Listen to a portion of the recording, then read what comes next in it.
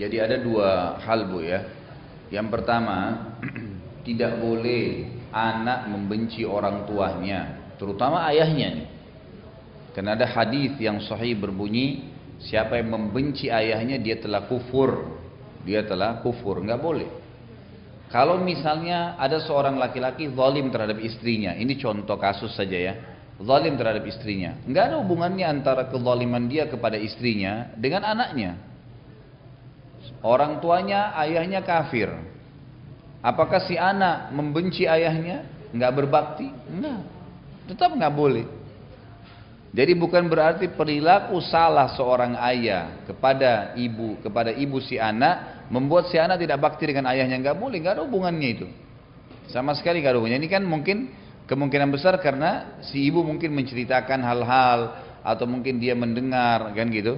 Atau mungkin dia melihat perilaku ayahnya, bisa saja terjadi semua itu.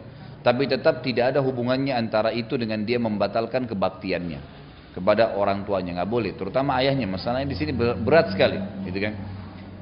Ini kasus, jadi dia tidak boleh membenci, itu dosa besar. Tapi kalau kasus apakah pernikahannya sah selama ayahnya ridho, maka sah saja.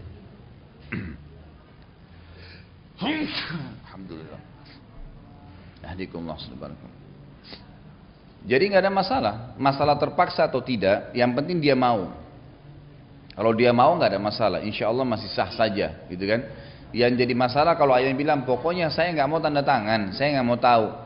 Lalu dia nikah secara paksa, maka itu berarti tidak sah, nggak sah sama sekali. Nabi SAW ulangin 3 kali.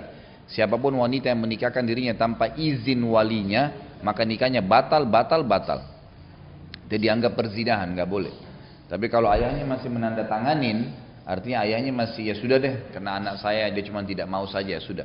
Berarti anak itu nikahnya sah, tapi dia tetap berdosa dengan perilaku itu kepada ayahnya.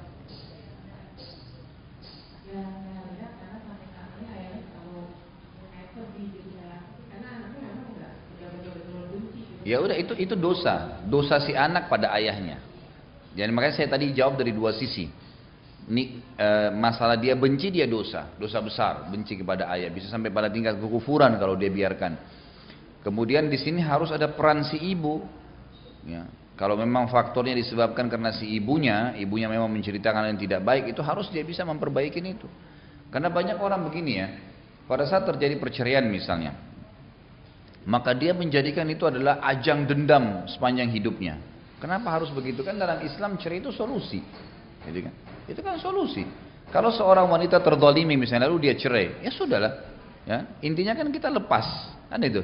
Sudah selesai, sudah lepas, maka nggak ada masalah semestinya, gitu kan? Atau laki-laki mendapatkan istrinya nggak menjalankan kewajibannya, lalu dia cerai, ya sudah solusi kan?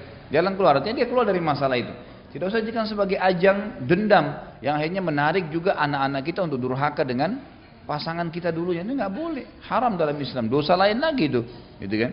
Jadi si anak tetap berdosa di sini karena membuat ayahnya sedih, ya kemudian dia juga benci dengan ayahnya, itu sebagaimana tadi sudah saya sebutkan ancamannya. Tapi pernikahannya sah karena si ayah masih meridhoinya. Artinya dia cuma kena sedih kenapa tidak jadi wali gitu kan, tapi dia menandatanganinya. Itu sah saja.